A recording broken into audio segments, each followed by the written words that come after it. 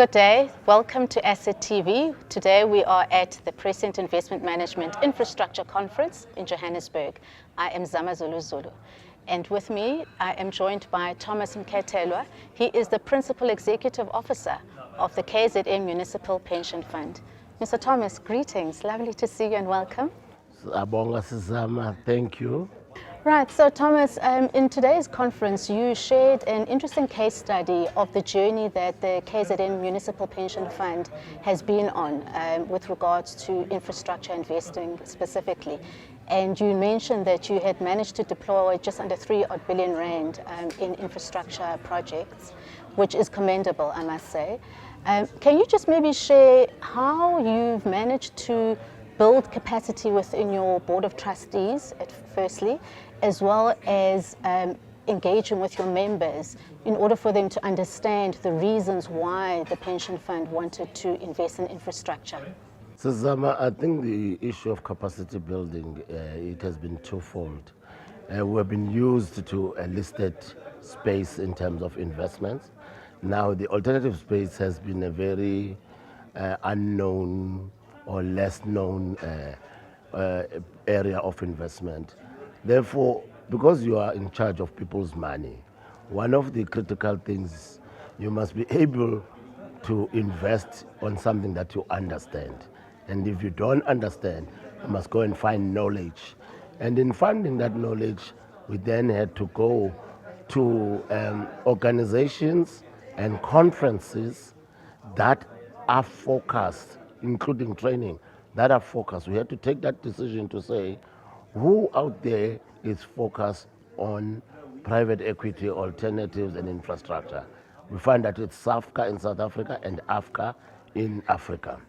We then said we better send some trustees there to go and learn, especially the PEO and maybe 1 or 2 investment trustees, because it's not a very cheap conference.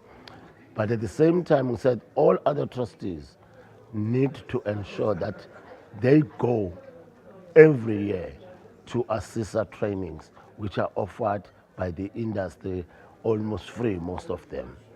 And then the third thing that we had to do, we had to make sure that we put that as a part of the training policy to attend those areas. Therefore, it's budgeted for. Then we agreed that trustees, in terms of governance budget, is going to increase because private equity, you're not going to look at spreadsheet and presentation. You need to see, touch, walk, feel what you're going to invest in. Because some of these investments are also your lokuzana, it's hard to, you're going to hold on if things doesn't go right. Therefore, it's asset-backed investment in certain instances.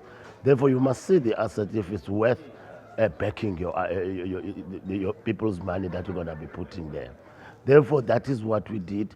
But we said we can't go alone. The people that advises us, which are consultants, must also go along with us. Even in Asset Owners Forum, where the fund sits as part of the 17 funds that are focused on infrastructure in the country, it is the PO, it is a trustee, and your asset consultant must be part of that Asset Owners Forum, so that there is a learning, exchange, collaboration, because some of the investments are so huge that you need multiple funders, and that is what Asset Owners is also assisting us with. And also shared due diligences, experiences, and expertise, because some of these bigger funds we sit with have got big in-house due diligence teams. And then when it comes to the issue of the members, this is their money. And since we're in a defined contribution fund, one of the things we've made is a culture in our fund that on every year we must go to the members, tell them what's going on in their fund, tell them what's new, inform, educate them. Even we encourage our members to make appointment and be part of a physical direct retirement benefit counseling, which is RBC, not just writing them letter.